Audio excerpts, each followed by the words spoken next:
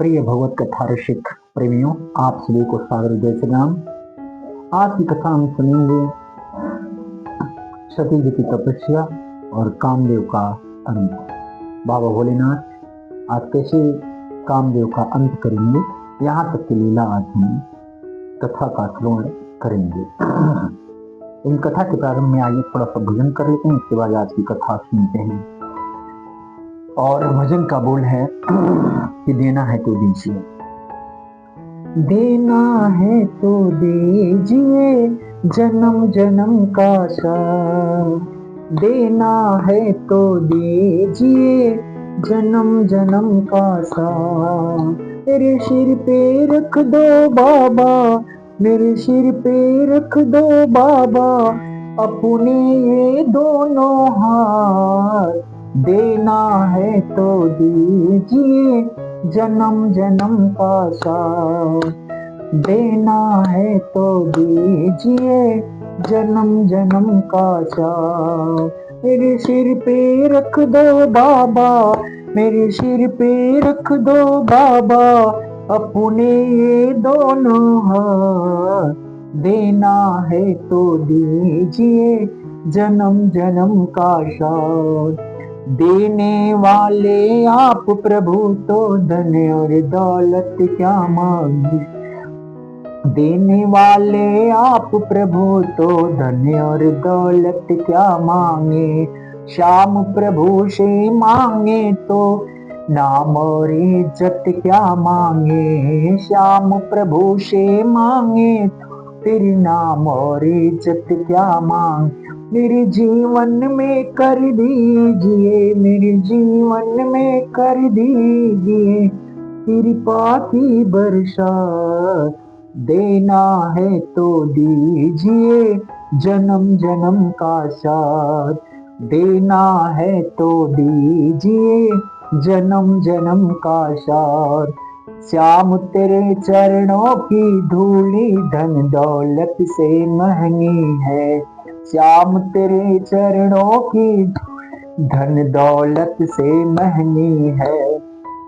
एक नजर कृपा की बाबा नाम इज्जत से महंगी, एक नजर कृपा की बाबा नाम इज्जत से महंगी। मेरे दिल की तमन्ना यही है, मेरी दिल की तमन्ना यही है, तेरी सेवा करूं दिन रात, देना है तो दीजिए जन्म जन्म का साथ, देना है तो दीजिए जन्म जन्म का साथ। झुलस रहे हैं गम की धूप में प्यार की छाया कर दे तू, झुलस रहे हैं गम की धूप में प्यार की छाया कर दे तू। बिन माझी के नाव चले ना अब पतवार पकड़ ले तू, बिन माझी के नाव चले ना अब पतवार पकड़ ले तू। मेरा रास्ता रोशन कर दे, मेरा रास्ता रोशन कर दे, छाई अंधियारी रात, देना है तो दीजिए जन्म जन्म का साथ, देना है तो दीजिए जन्म जन्म का साथ। सुना है हमने शरणागत को अपने गले लगाते हो, सुना है हमने शरणागत को अपने गले लगाते हो। ऐसा हमने क्या मांगा जो देने से घबराते हो, हाँ हमने क्या मांगा देने से घबराते।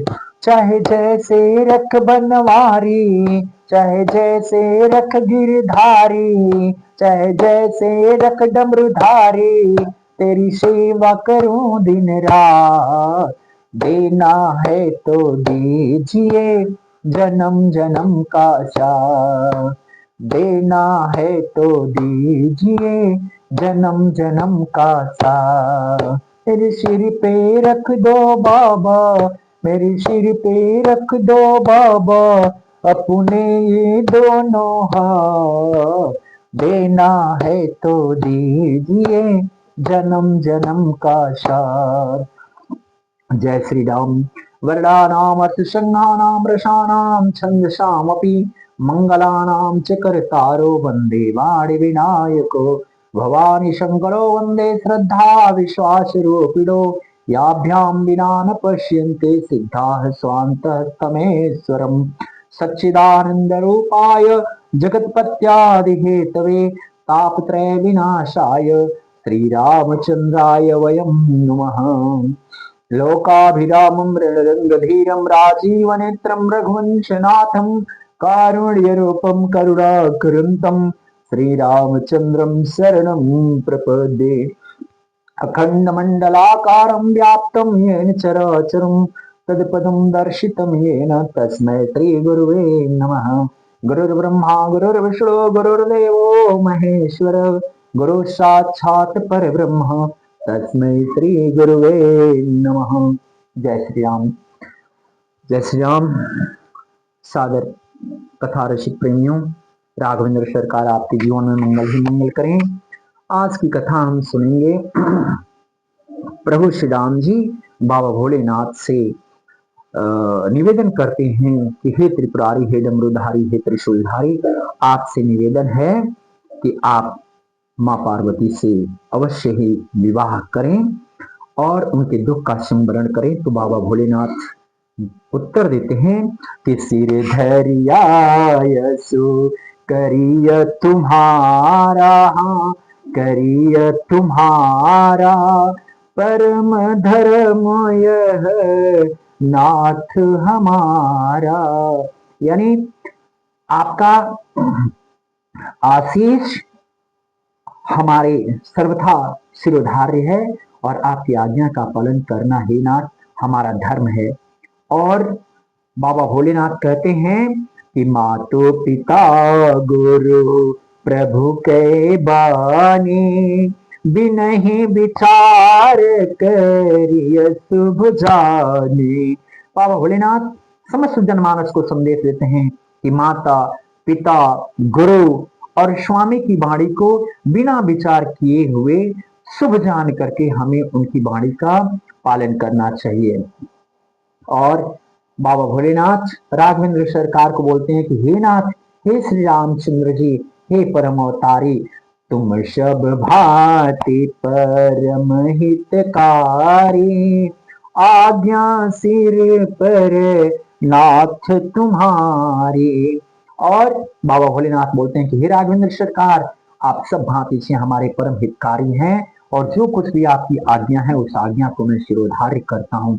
ऐसा कह करके, ऐसा आदेशित करके श्री रामचंद्र जी अंतर ध्यान हो जाते हैं। और जैसे ही प्रभु श्री रामचंद्र जी अंतर ध्यान हो जाते हैं, बाबा भोलेनाथ के सम्मुख सप्तर्षि लोग आते हैं। जैसे ही सप्तर्षि लोग आते हैं बाबा भोलेनाथ के सम्मुख, तो बाबा भोलेनाथ उन्हें आदेशित करते हैं, उन्हें सुझाव देते हैं, उन्हें दो काम सौंपते हैं। पहला काम सौंपते हैं कि आप लोग जा करके माँ पार्वती की परीक्षा लीजिए कि उनका हमारे प्रति कितना स्नेह है, हमारे स्नेह के बारे में उनकी परीक्षा लीजिए। और दूसरी बात यह है कि आप लोग जा करके जल्दी ही गिरिराज हिमाचल जी को आप आदेशित करें, उन्हें सुझाव दें कि वो जल्दी ही पार्वती जी की तपस्या को संपन्न करा करके और पार्वती जी को अपने घर वापस लेकर के आए। ऐसी आज्ञा पा करके, ऐसा सुझाव पर पा करके सप्तर्षि लोग निकल पड़ते हैं माँ पार्वती की परीक्षा लेने के लिए। और जैसे ही माँ पार्वती के सम्मुख पहुंचते हैं तो सप्तर्षि लोग माँ पार्वती से एक प्रश्न करते हैं कि हे पार्वती, हे कन्या, कहीं अवराध हो का तुम चहु, हम शन सत्य मरम किन कहु। पूछते हैं सप्तर्षि लोग कि हे कन्या, हे पार्वती, आप किसकी आराधना कर रही हैं और आपके आराधना का हेतु क्या है, आप किस वजह से आराधना कर रही हैं और किसकी आराधना कर रही हैं, हमें सच सच बताइए, सत्य सत्य बताइए। तो पार्वती जी को अपनी तपस्या पर या अपने विचार पर थोड़ी सी झुझलाहट होती है। अपने विचारों को माँ पार्वती सप्तर्षि लोगों से साझा नहीं करना चाहती हैं। इसे माँ पार्वती थोड़ा सा झुझलाती हुई बोलती हैं कि नारद जी के वचनों पर मैंने विश्वास करके शिव जी की तपस्या कर रही हूं। तो इस बात को सुनकर के सप्तर्षि लोग माँ पार्वती को उनके पथ से थोड़ा सा डिगाने के लिए कहते हैं कि हे पार्वती जी सुनिए, नारद ऋषि के सुझाव से, नारद ऋषि के मार्गदर्शन से किसका घर बसा हुआ है? दक्ष के पुत्रों को उन्होंने उपदेश दिया और दक्ष के पुत्र दोबारा अपने घर का मुख नहीं देख पाए।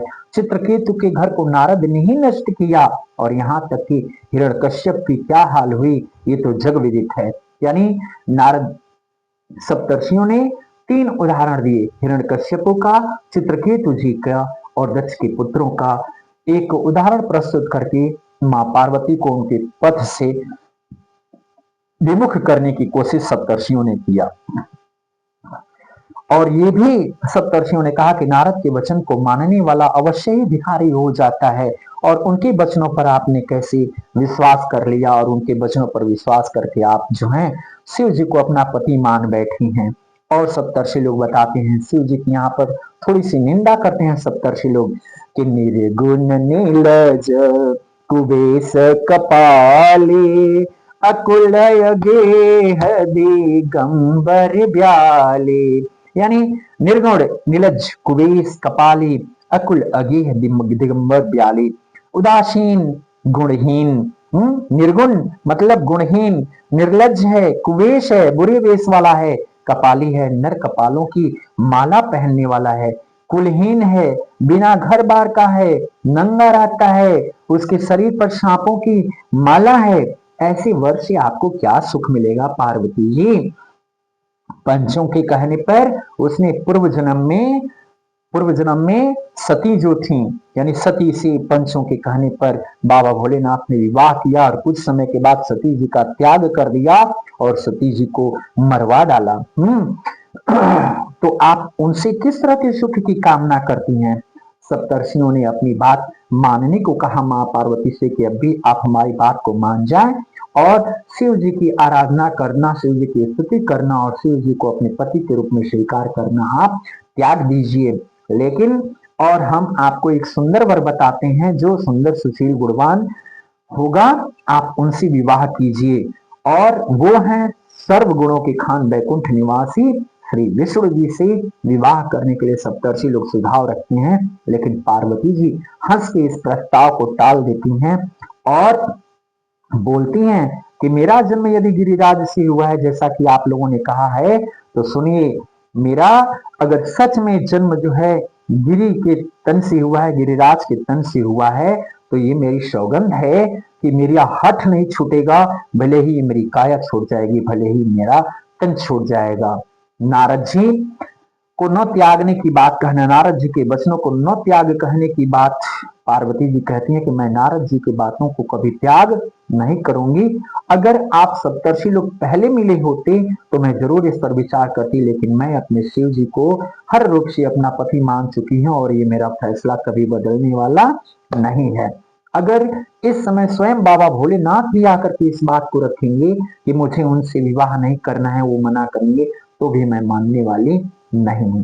और इस तरह से मां पार्वती जी सप्तर्षियों से निवेदन करके सप्तर्षि लोगों को वापस लौटा देती हैं कि आप लोगों को देर हुई होगी, आप अपने घर को पधारें और हमें आगे बढ़ने दें। इधर सप्तर्षि लोग वापस आते हैं और सारी पार्वती जी से जो वाद विवाद हुआ था उस वाद विवाद को बाबा भोलेनाथ से साझा करते हैं और शिव जी इस प्रसंग को सुन करके बड़े प्रसन्न होते हैं। और इसी बीच में उस समय एक जो है असुर जन्म लेता है, जिस असुर का नाम रहता है तारकसुर। उस तारकसुर ने अपनी भुजाओं के बल से समस्त देवताओं को जीत लिया था। समस्त देवता लोग जो थे वो परेशान थे तारकसुर के अत्याचार से, और ये परेशान होकर के ब्रह्मा जी के वहां जाते हैं समस्त देवता लोग। ब्रह्मा जी इस बात पर विचार करते हैं और कहते हैं कि आप लोग परेशान नहीं होइए, आप लोग कामदेव से जाकर के निवेदन कीजिए कि वो भगवान बाबा भोलेनाथ में कामाक्षा उत्पन्न करे, यानी काम की वासना को उत्पन्न करे बाबा भोलेनाथ के अंदर। उनके आदेश पर, ब्रह्मा जी के आदेश पर सारे देवता लोग जाते हैं, कामदेव से निवेदन करते हैं। कामदेव तो समझ ही जाता है कि जैसे ही मेरा सामना बाबा भोलेनाथ से होगा तो इसमें मेरा कोई भलाई नहीं होने वाली है, निश्चित रूप से मेरा अंत हो जाएगा। लेकिन आप लोग कह रहे हैं अगर आप लोगों को मेरी वजह से कुछ कल्याण होने वाला है तो जरूर मैं आप लोगों की भलाई के लिए काम करूंगा। ऐसा कह करके कामदेव चलता है बाबा भोलेनाथ से सामना करने के लिए। अपनी सारी कोशिश, अपनी सारी प्रयास करता है, लेकिन बाबा भोलेनाथ अपने ध्यान से जागते नहीं है। पास ही के काम के वृक्ष पर कामदेव जा करके बैठ जाता है। वहां पर पुष्पों का तीर एक बनाता है और पुष्पों के तीर से बाबा भोलेनाथ के ऊपर वार करता है। बाबा भोलेनाथ की समाधि टूटती है और बाबा भोलेनाथ अपने तीसरे नेत्र से कामदेव पर नजर डालते हैं और कामदेव यहीं पे भस्म हो जाता है। और कुछ समय के बाद कामदेव की पत्नी जो रति है वो बाबा भोलेनाथ के वहां पहुंचती है और निवेदन करती है अपने पति के अंत पर। तो बाबा भोलेनाथ कहते हैं कि देखो अब तो तुम्हारे पति का मैंने अंत कर दिया, उसके शरीर